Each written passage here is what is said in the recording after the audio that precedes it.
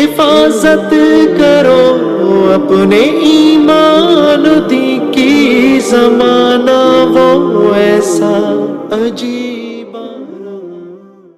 محترم سامعین و ناظرین کرام، السلام علیکم ورحمۃ اللہ وبرکاتہ۔ علامات قیامت کی 14ویں قسط میں آپ تمام حضرات کا استقبال ہے۔ ناظرین، چینل کو سبسکرائب کیجئے، آگے بڑھائیے اور دوسروں تک پہنچائیے۔ چلیں اصل موضوع کی طرف بڑھتے ہیں اور شروع کرتے ہیں۔ بسم اللہ الرحمن الرحیم۔ عن ابن مسعود رضی اللہ عنہ سأل النبی صلی اللہ علیہ وسلم عن اشراط الساعة وأعلامها فقال يا ابن مسعود ان للساعة اعلاما وان للساعة اشراطا۔ ناظرین، اس حدیث کی عبارت چونکہ بہت لمبی ہے، اس لیے آپ حضرات کے سامنے اس کا ترجمہ اور مفہوم پیش کیا جاتا ہے۔ حضرت عبداللہ ابن مسعود رضی اللہ تعالیٰ عنہ فرماتے ہیں کہ میں نے حضور صلی اللہ علیہ وسلم سے قیامت کے آثار و علامت کے بارے میں پوچھا، تو آپ صلی اللہ علیہ وسلم نے فرمایا، اے ابن مسعود، بے شک قیامت کے کچھ آثار ہیں۔ وہ یہ ہے کہ اولاد نافرمانی کی وجہ سے غم و غصہ کا باعث ہوگی، بارش کے باوجود گرمی ہوگی، شریروں اور بدماشوں کا طوفان برپا ہوگا۔ اے ابن مسعود، بے شک قیامت کے آثار و علامات میں سے یہ بھی ہے کہ سچے کو جھوٹا سمجھا جائے گا اور جھوٹے کو سچا سمجھا جائے گا۔ اے ابن مسعود، بے شک قیامت کے آثار و علامات میں سے یہ بھی ہے کہ خیانت کرنے والے کو امانت دار سمجھا جائے گا اور امانت دار کو خیانت کرنے والا بتایا جائے گا۔ اے ابن مسعود، بے شک قیامت کے آثار و علامات میں سے یہ بھی ہے کہ بیگانوں کو اپنا بنایا جائے گا اور اپنوں سے تعلق کو توڑا جائے گا۔ اے ابن مسعود، بے شک قیامت کے آثار و علامات میں سے یہ بھی ہے، ہر قبیلے کی قیادت اس کے منافقوں کے ہاتھوں میں ہوگی اور ہر بازار کی قیادت شریروں اور بدکاروں کے ہاتھوں میں ہوگی۔ اے ابن مسعود، بے شک قیامت کے آثار و علامات میں سے یہ بھی ہے، مومن اپنے قبیلے میں بھیڑ بکری سے زیادہ حقیر و ذلیل سمجھا جائے گا۔ اے ابن مسعود، بے شک قیامت کے آثار و علامات میں سے یہ بھی ہے کہ محرابیں سجائی جائیں گی اور دل ویران ہوں گے۔ اے ابن مسعود، بے شک قیامت کے آثار و علامات میں سے یہ بھی ہے کہ مرد مردوں سے اور عورت عورتوں سے جنسی لذت حاصل کریں گے۔ اے ابن مسعود، بے شک قیامت کے آثار و علامات میں سے یہ بھی ہے کہ آبادیوں کو ویران کیا جائے گا اور ویرانوں کو آباد کیا جائے گا۔ اے ابن مسعود، بے شک قیامت کے آثار و علامات میں سے یہ بھی ہے کہ گانے بجانے کا سامان عام ہوگا اور شراب نوشی کا دور دورہ ہوگا۔ اے ابن مسعود، بے شک قیامت کے آثار و علامات میں سے یہ بھی ہے کہ شراب پانی کی طرح پی جائیں گی۔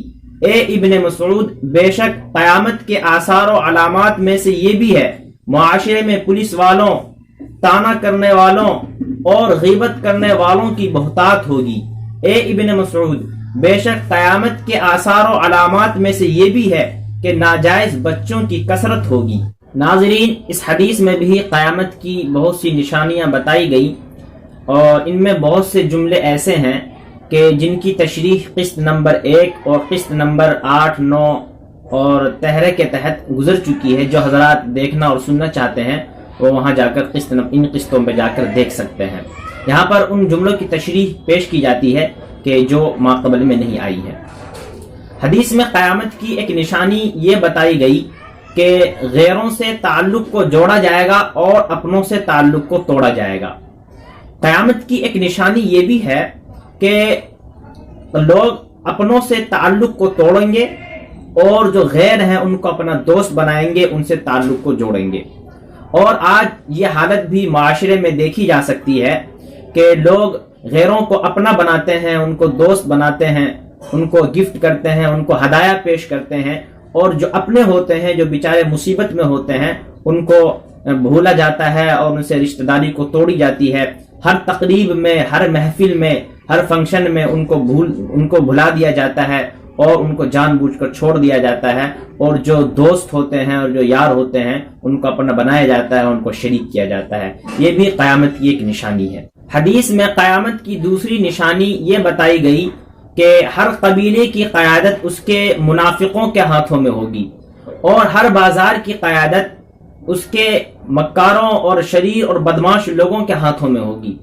آج یہ حالت اور آج یہ کیفیت بھی معاشرے میں دیکھی جا سکتی ہے کہ ہر عہدے و منصب پر فساق و فجار لوگوں کا قبضہ ہے، بدکاروں اور شریروں کا قبضہ ہے، اور بازاروں پر مکار اور لٹیروں کا قبضہ ہے جو عوام کے حق کو مارتے ہیں اور ان کے حق کو چھینتے ہیں۔ یہ بھی قیامت کی ایک نشانی ہے کہ بازاروں پر اور قبیلے کا رہنما اور قبیلے کا جو سردار ہوگا وہ لٹیرا، بدماش اور مکار ہوگا۔ اسی طرح حدیث میں قیامت کی تیسری نشانی یہ بتائی گئی کہ مومن اپنے قبیلے میں بھیڑ بکری سے زیادہ حقیر و ذلیل سمجھا جائے گا، یعنی لوگوں کی نظروں میں مومن کی کوئی حیثیت نہیں ہوگی، کیونکہ دنیاوی عزت، مال و دولت، عہدے، مناصب، دنیا کی ڈگریاں اور سندیں لوگوں کی نظروں میں عظیم اور بڑی ہوں گی، ان کی قدر و قیمت ہوگی۔